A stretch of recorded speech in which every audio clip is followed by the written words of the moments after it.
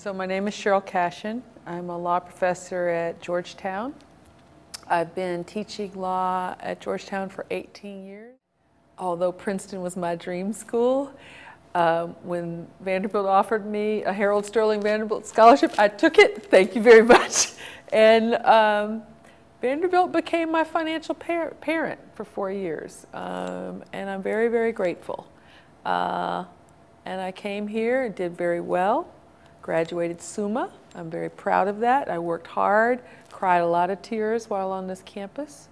I was also very involved in student organizations. I was president of NSBE, National Society of Black Engineers, our chapter, my junior year. I was president of the Black Student Alliance my senior year. I was asked to give a speech to the Board of Trust when I was a junior.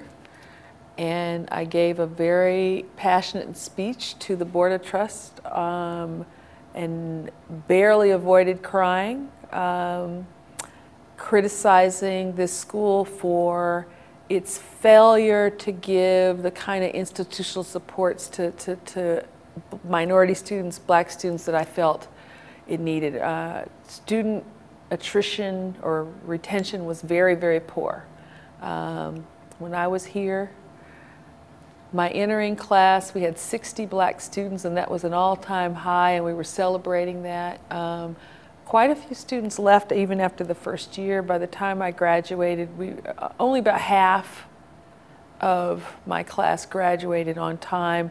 Quite a few people transferred away. My recollection is that only one of the people who graduated on time was a male.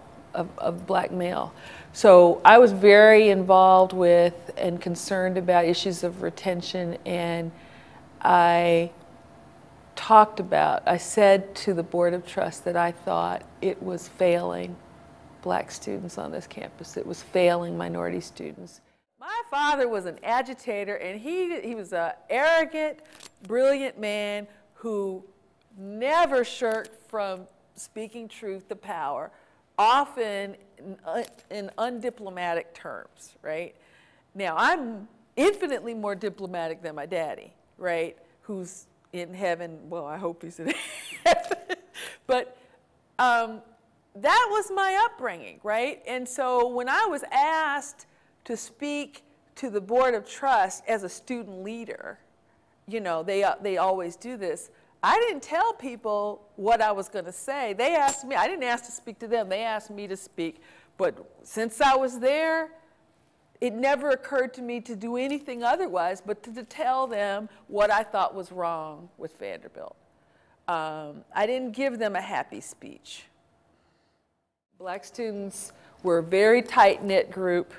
Most black students hung together. Most black students ate at the same table at Rand. A lot of, there was a black table at Rand, and we often ate there together, and we would often have parties or events at the Afro House, and anything that happened at the Afro House was completely organized by students. There was no Frank Dobson, there was no programming, there was no institutional support. The black students on campus were the ones who organized events for themselves. How was the general student campus life outside of lack of administrative support?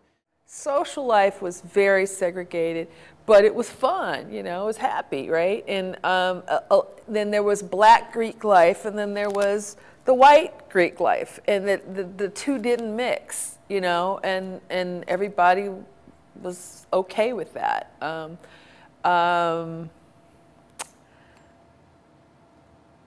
Our world, there was a black world on campus that was pretty much separate.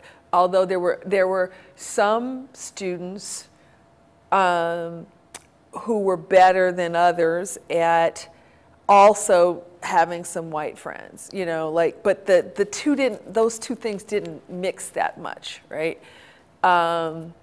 There was, you know, I remember in our class there were one or two, and I'm not going to say their names, but there was like one or two people in our class who didn't identify as black. And one of them, he had gone to an elite private school in New York City, and he just, you know, he never came into the black world, you know, and you know, he just had his own way of dealing with things. And there was another, this was really interesting, another person, a young woman who started out that way, started out in the white world here, and then flipped and switched. And I'm not sure what caused it, but decided she needed to be black. And, you know, so, you know, Vanderbilt social life was such that you pretty much were kind of forced to choose. There was one African-American woman in a class behind me that almost pledged a white sorority. That didn't happen. That, you know, she ultimately ended up pledging a black sorority, but she went through the rush, and there was a brouhaha because although she was well liked, the sororities rejected her, and then they, you know, went up to national and all that. But you know, and I remember some of the black sororities being upset with her, like, why did you even bother? You know, it was just separate.